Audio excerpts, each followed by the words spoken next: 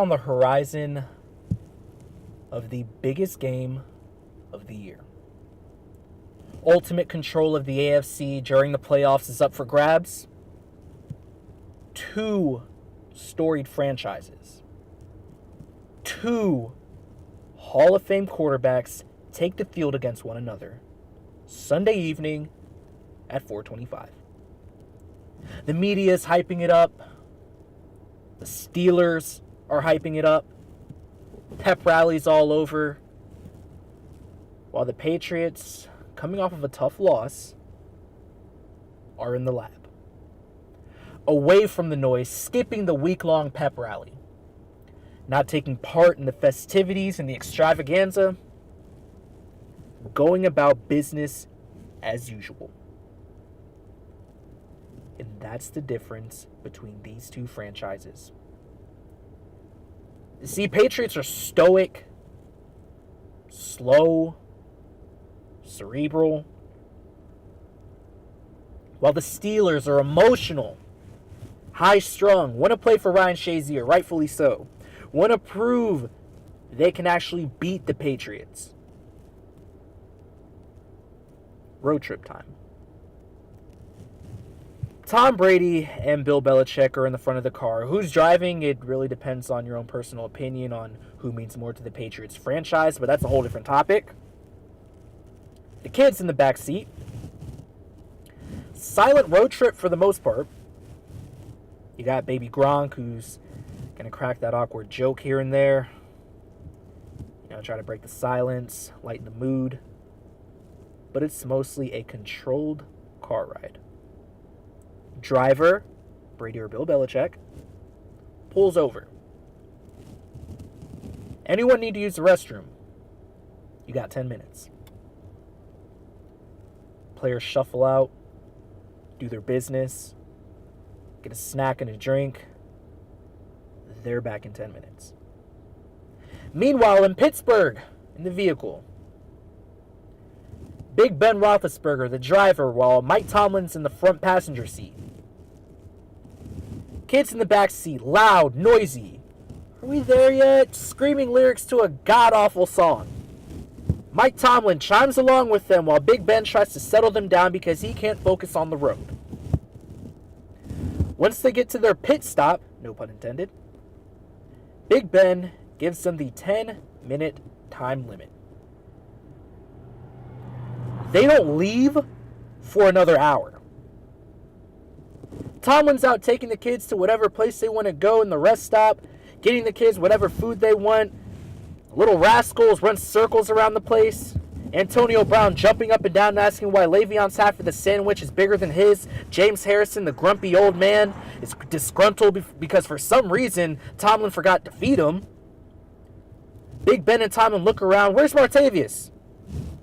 A search ensues for him, and they find him pouting in the corner because he's mad Juju Smith-Schuster got his meal before he did. Big Ben tries to give him a little stern lecture, the whole entire group, while Tomlin encourages the behavior. After all the chaos, they're finally back on the road. Which vehicle do you think got to their destination first? Patriots or the Steelers?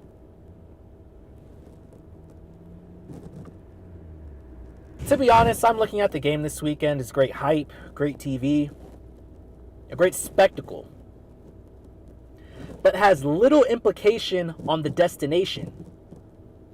However, not only Pittsburgh, but the media wants the Steelers to win. Why? More stories. If Patriots go to Heinz Field and take care of Pittsburgh per usual, what are the headlines going to be? Is there even a headline? Patriots take control of the AFC. I've seen that before. If Pittsburgh holds serve at home? Oh my gosh. Let's say Brady turns the ball over once or twice and only throws a touchdown or two to go along with those turnovers. Back-to-back weeks of not playing to his standard.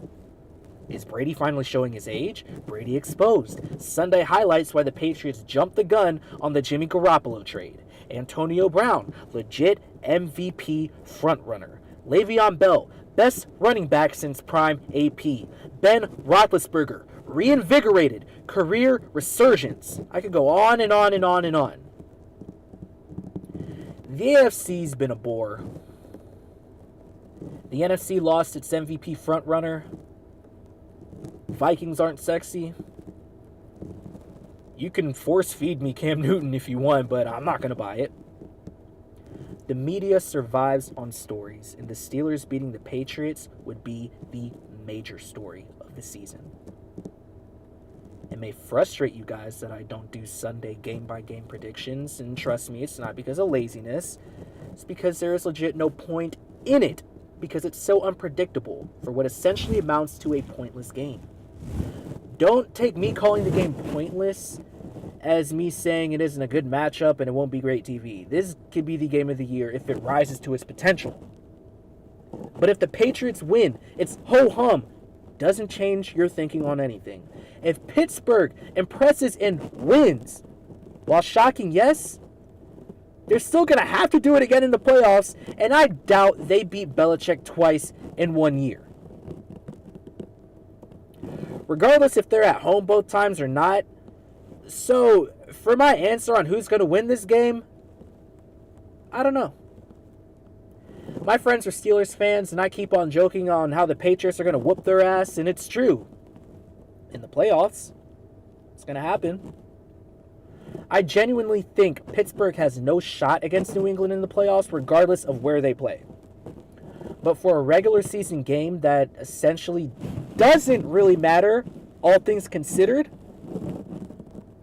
I don't know. The Steelers could win. But again, that won't mean much to me. New England will still be the favorites again if they go into Heinz Field in the playoffs. So what weight does this game actually carry on Sunday? Let me know in the comment section. I'm Milton Woolley. You're now listening to The Pylon.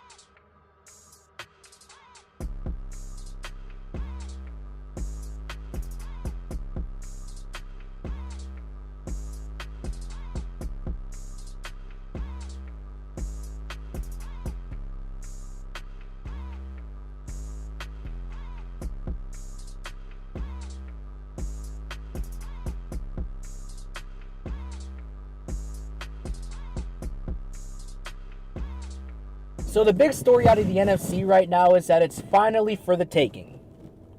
That's because of the season-ending ACL injury to Carson Wentz. Suddenly the Vikings are licking their chops, eyeing that number 1 seed. They close the season pretty soft against the Bengals. The Packers, who I don't think should be playing Aaron Rodgers, more on that in a minute. And the Bears. But never mind the number 1 seed. How does this team, the Philadelphia Eagles, perform in the postseason without their leader, without their MVP frontrunner? Well, it depends on how emotionally invested this team is in their quarterback. We saw this last year with Derek Carr, when the Oakland Raiders looked like legitimate Super Bowl contenders. Once Carr went down, the rails fell off. That team has a deep emotional connection to Derek Carr. They feel emotionally dependent on Derek Carr. Once they saw him go down, they threw up their hands and said, season's over.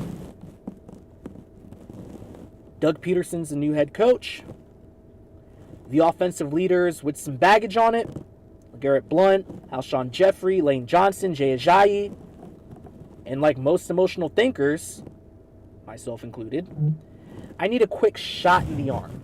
I need something to help me look forward to next week. I need a string of positivity to hang on to before going into a long work week.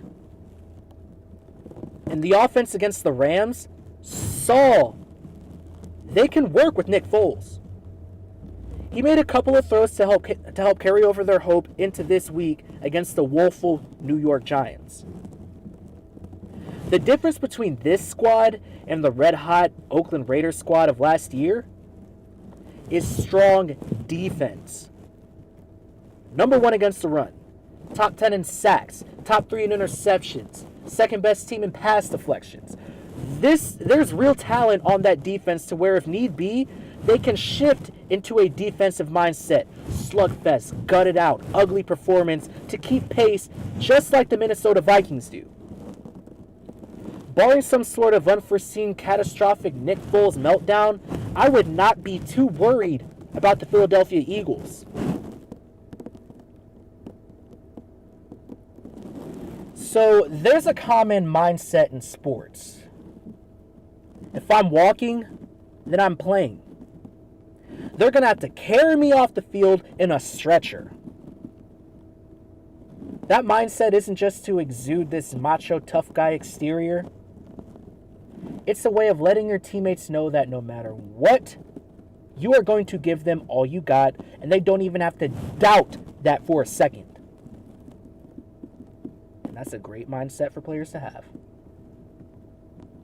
But their supervisors, the coaches, owners, GMs, should know better.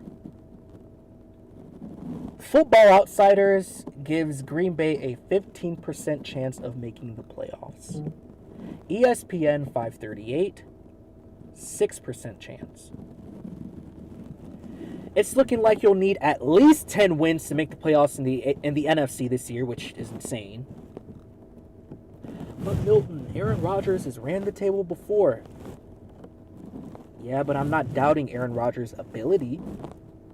I'm concerned about his longevity. This defense that Aaron Rodgers is returning against clocks you. The Carolina Panthers get after you. They're relentless. They're ruthless. A few years ago, Tony Romo came back from the same collarbone injury, and what does Carolina Panthers do to him? They sent him right back to the doctor's office. Now the key to the Packers' playoff hopes is Seattle, who has a tough matchup against the Rams tomorrow, while the Packers play tonight. But if I'm a coach, I'm looking at the situation and thinking, I've already put my top investment in harm's way enough. Which is why he doesn't have nearly the accomplishments that he should have by now. And it finally caught up to me. Why risk him even further? Does the risk outweigh the award on this one? To go to the playoffs and get ousted in the first round by a more complete team? I'm not so sure. But hey, this weekend I got called a pessimist by someone. And at first I was going to argue back, but then I realized I couldn't. You do you, Aaron. I'm hoping for the best. From the best. That's all I got for you guys tonight. Good news. I am done with college.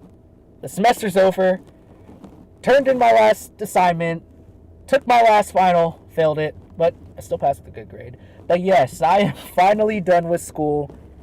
And now it's all just work from here. Stay tuned to the Pylon. Like, subscribe, comment. I will be reaching out to you guys more. We're going to build this baby up. I have all my free time now besides work. And we're going to take this channel to the next level. I'm Milton Woolley. You're now listening to the Pylon.